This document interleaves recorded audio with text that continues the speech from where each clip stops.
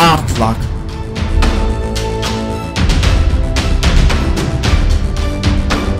আঠ লাখ কি?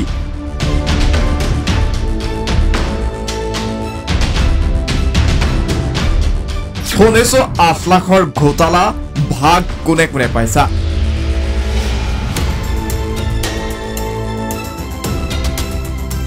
8 লাখ টকাক লৈ উজনিত সৰব চৰ্চা। মৰাণৰ জাতীয় সংগঠনৰ নেতাৰ ফেচবুক ভৰি পৰিল 8 লাখ টকাৰ প্ৰসংগৰে।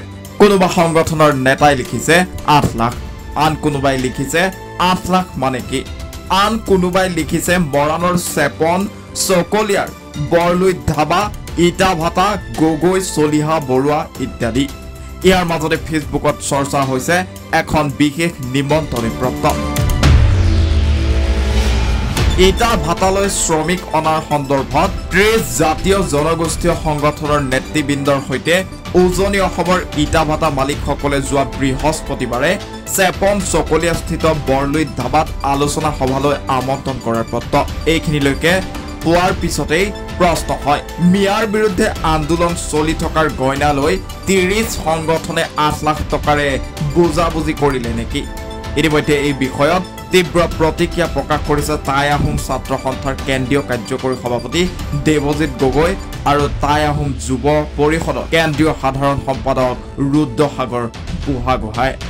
শিৱসাগৰৰ 30 জাতীয় জনগোষ্ঠীয় সংগঠনৰ নেতাই গোপনে আলোচনাত মিলিত হৈ 8 লাখ টকাৰে বুজা পৰা কৰাৰ অভিযোগ উত্থাপিত হৈছে। ইফালে শিৱসাগৰৰ 30 জাতীয় জনগোষ্ঠীয় সংগঠনক তেওঁলোকৰ স্থিতি স্পষ্ট কৰিবলৈ আহ্বান মৰাণৰ জাতীয় জনগোষ্ঠীয় সংগঠনৰ। আমাৰ স্থিতি পূৰ্বত যি আছিলে সেই স্থিতি আমাৰ অটুট আছে আৰু সেই স্থিতিত আমি থাকিম। যিহেতু আমি মৰাণ বুলি কথা নহয়, উজনি অসমত আমি মিয়া নিষিদ্ধ কৰিছোঁ আৰু এই আন্দোলনৰ ধাৰা আমাৰ অব্যাহত থাকিব।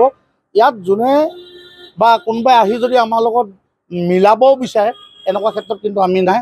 আমাৰ সংগ্ৰাম আপোচবিহীন আৰু আপোচবিহীনভাৱে আমি চলাই থাকিম।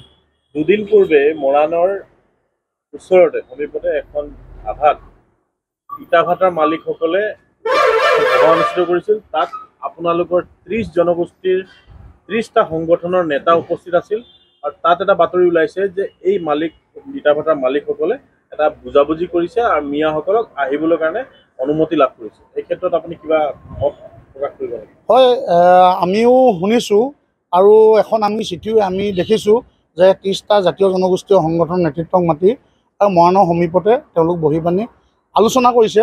কিন্তু আমাৰ কথাটো হ'ল, নেতৃত্বক যেতিয়া মাতিছে, নেতৃত্বৰ এটা দায়িত্ব আছিলে। নেতৃত্বই কি আলোচনা কৰিলে এইটো ৰাজহুৱা কৰাটো প্ৰয়োজন আছিলে আৰু তেনে ক্ষেত্ৰত বহুত অভিযোগ আমি শুনিছোঁ।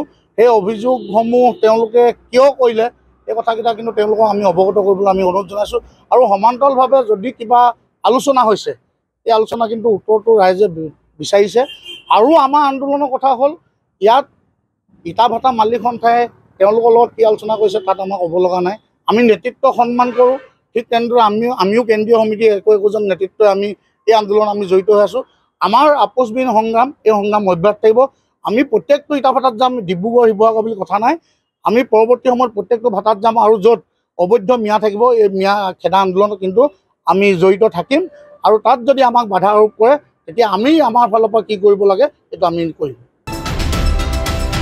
মৰাণৰ পৰা ৰাজু মিশ্ৰৰ ৰিপৰ্ট, এনি ভাৰত 24।